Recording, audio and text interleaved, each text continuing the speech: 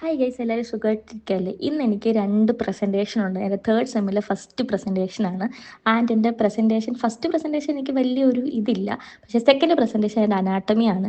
എനിക്ക് ഭയങ്കര ഇഷ്ടമുള്ള സബ്ജക്റ്റാണ്, ഇഷ്ടമുള്ള ടീച്ചറാണ്, ഇഷ്ടമുള്ള പ്രസൻറ്റേഷനാണ്. അപ്പോൾ ഞാൻ അതിനെല്ലാം കൂടി ഒരു എക്സൈറ്റ്മെൻറ്റിലാണ് ഞാൻ ഇന്നുള്ളത്. അപ്പം കുറച്ച് ലോങ് ഡേ ആയതുകൊണ്ട് ഒരു ബിസ്ക്കറ്റും പീനട്ടും മേടിക്കാമെന്ന് വിചാരിച്ച് കടയിൽ കയറിയതാണ്. ആൻഡ് പോകുന്ന വഴിക്കാണ് ഇങ്ങനെ ഒരു വീട് കണ്ടത്. ഈ വീട് സ്പ്രിംഗ് ആയതുകൊണ്ട് ഒരു അലങ്കരിച്ചിട്ടേക്കുവാണ്. അപ്പോൾ സ്പ്രിംഗ് ആകുമ്പോൾ നമ്മുടെ യൂണിവേഴ്സിറ്റി വാക്കുവേ കാണാൻ നല്ല ഭംഗിയാട്ടോ. ഫുള്ള് പച്ചപ്പും ഹരിതാപവും ആയിരിക്കും.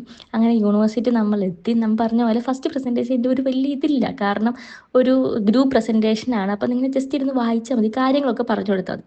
പക്ഷേ എൻ്റെ സെക്കൻഡ് പ്രസൻറ്റേഷന് ഭയങ്കര എക്സൈറ്റഡ് ആണ്.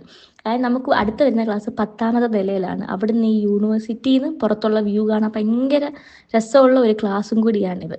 അപ്പോഴാണ് എനിക്കൊരു മെസ്സേജ് വരുന്നത്. നീ എവിടെ പരിപാടി അവതരിപ്പിച്ചാലും ഇത് തന്നെയാണല്ലോ നിന്റെ വിധി. അതാണ് നമ്മൾ ഒത്തിരിയും എക്സ്പെക്റ്റ് ചെയ്ത് അല്ലെങ്കിൽ എക്സൈറ്റഡ് ആയിട്ട് നമ്മൾ എവിടെയും പോകാൻ പാടില്ല എന്നുള്ള കാര്യം നിങ്ങൾക്ക് മനസ്സിലായില്ലേ? അത്രയും. അപ്പം ശരിയടാ എന്നാൽ.